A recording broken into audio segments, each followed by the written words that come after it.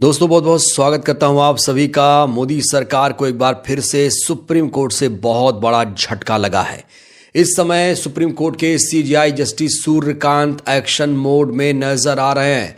उन्होंने supreme court के system में बड़े पैमाने पर बदलाव करते हुए एक नया ऐलान किया है। साथ ही साथ सुप्रीम कोर्ट ने आज 34 साल से चल रहे पुराने मुकदमे पर सुनवाई करते हुए बड़ा फैसला लिया।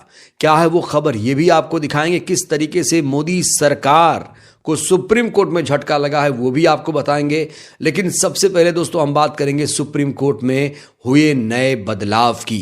कहा जा रहा है कि सुप्रीम कोर्ट में आजादी के बाद पहला ऐसा क्रांतिकारी बदलाव होने जा रहा है। दरअसल अब फरियादी आधी रात को भी सुप्रीम कोर्ट का दरवाजा खटखटा सकते हैं। यानी अब सुप्रीम कोर्ट का दरवाजा आम लोगों के लिए खोलने का फैसला लिया गया है। न सिर्फ आम लोग सुप्रीम कोर्ट में आ सकेंगे न्याय के लिए, बल्कि उन्हें त्वरित इंसाफ भी मिलेगा। आधी रात को आएंगे तब भी उनके लिए कोर्ट खोली जाएगी अगर मामला संगीन हुआ तो। दोस्तों पिछले दिनों आपने देखा होगा कि सुप्रीम कोर्ट ने उन्नाव केस को लेकर ऐतिहासिक फैसला सुनाया। सुप्रीम कोर्ट ने उन्नाव केस में जो फैसला सुनाया उसको लेकर पूरे देश में सराहना हो रही है। लोग इस समय सीजेआई की तारीफ कर रहे हैं। और इस बीच सुप्रीम कोर्ट के न्यायाधीश सूर्यकांत ने अदालतों की कार्यप्रणाली में जिस तरीके से बदलाव किया है उसको लेकर पूरे देश में इस समय चर्चा हो रही है। तो सबसे पहले दोस्तों अभी की बिग ब्रेकिंग आप देखिए। तय समय में करनी होगी बहस,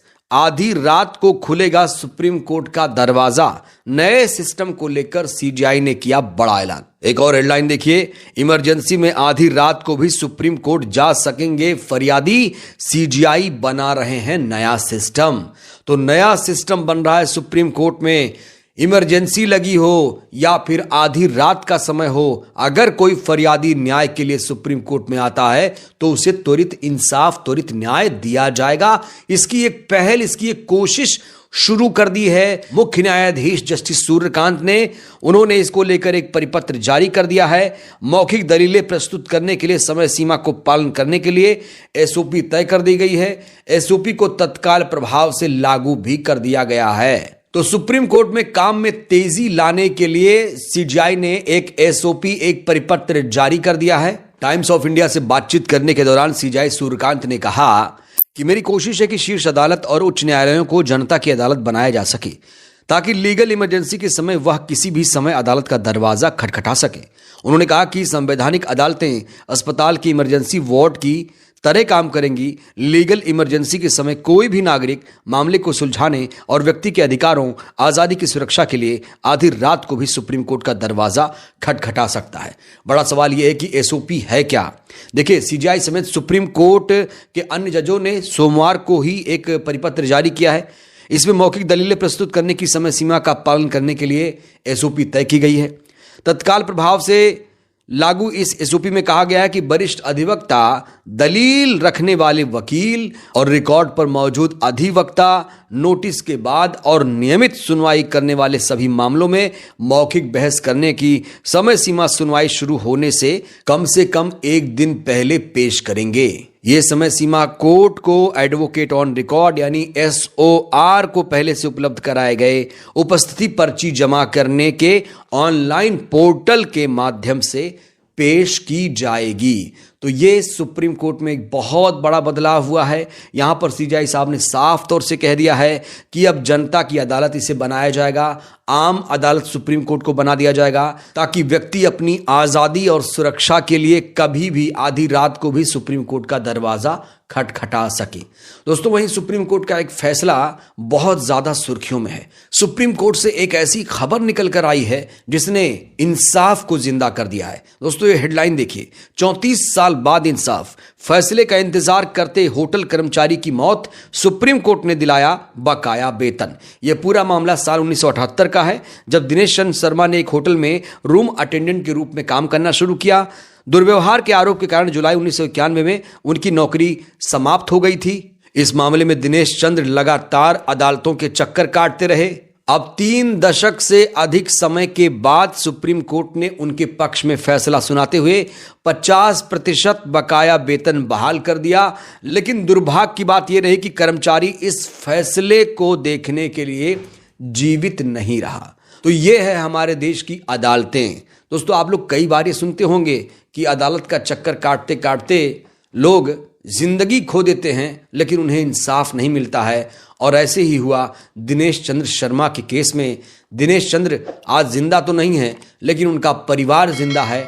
जब पता चला सुप्रीम कोर्ट से उनके परिवार को कि 50% बकाया वेतन उन्हें मिलेगा, तो वो परिवार खुशी से फूले नहीं समा रहा है। लेकिन अफसोस यही है कि दिनेश चंद्र आज ये फैसला देखने के लिए, सुनने के लिए जिंदा नहीं है।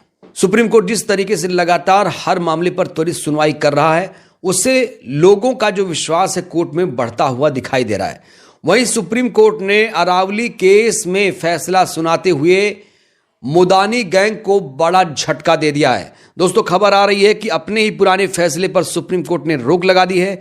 अरावली ऑर्डर पर सुप्रीम कोर्ट की रोक लग चुकी है। 20 नवंबर के फैसले पर सुप्रीम कोर्ट ने स्टे लगा दिया है। सरकार ने अरावली के मामले पर जो परिभाषा तय की थी कि 100 मीटर से ऊंची को ही अरावली माना जाएगा, उस परिभाषा को भी रद्द कर दिया है सुप्रीम कोर्ट ने। और देखिए, आपको बता दें कि सरकार ने बाकायदा सुप्रीम कोर्ट में इसको लेकर एफिडेविट दिया था और 20 नवंबर को ये फैसला आया था। उसके बाद पूरे देश में अरावली के मामले पर बवाल हुआ। सीजीआई ने इस पूरे मामले पर स्वतः संज्ञान लिया, कुछ लोगों ने याचिका भी लगाई। उसके बाद खबर आ रही है कि सुप्रीम कोर्ट ने अपने ही फैसले पर रोक लगा दी है और कहा कि इसमें पूरी जांच की जरूरत है। सुप्रीम कोर्ट ने 20 नवंबर को अरावली पहाड़ियों की परिभाषा के बारे में पर्यावरण मंत्रालय की जिन सिफारिशों को मंजूरी दी थी, अब उस पर रोक लगा दी है। सुप्रीम कोर्ट की 3 जजों की पीठ ने कहा कि परिभाषा से जुड़े 20 नवंबर के आदेश को फिलहाल स्थगित रखा जाए, क्योंकि इसमें कई ऐसे मुद्दे हैं जिसकी और जांच करने की जरूरत है। इतना ही नहीं, सुप्रीम कोर्ट ने 4 राज्यों के मुख्यमंत्री को नोटिस जारी करके जवाब मांगा। इस पूरे मामले की सुनवाई अब 21 जनवरी को होने जा रही है। तो अरावली केस हो या फिर उन्नाव का केस हो, जिस तरीके से सुप्रीम कोर्ट ने इस पूरे मामले में फैसला सुनाया, अदालतों की सराहना की जा रही है, सीजीआई की लोग तारीफ कर रहे हैं। सोचिए दोस्तों, अरावली का मामला कितना ज्यादा बड़ा था। सरकार चाहती थी कि अरावली की परिभाषा उसके हिसाब से तय हो, लेकिन यहां सीजीआई ने दम दिखाते हुए, हिम्मत दिखाते हुए सरकार की उस परिभाषा को रद्द कर दिया। न सिर्फ रद्द किया, अपने ही फैसले को सुप्रीम कोर्ट ने पलट दिया। और उन्नाव के केस में क्या हुआ था, हाई कोर्ट के, दिल्ली हाई कोर्ट के फैसले को सुप्रीम कोर्ट ने पलट दिया था। तो अब सीजीआई सूर्यकांत जिस तरीके से एक्शन ले रहे हैं, उनके एक्शन को देखते हुए जनता कहीं ना कहीं संतुष्ट नजर आ रही है। और सुप्रीम कोर्ट में जो बड़ा बदलाव किया है कि अब आधी रात को भी फरियादी सुप्रीम कोर्ट का दरवाजा खटखटा सकते हैं। इन तमाम फैसलों को लेकर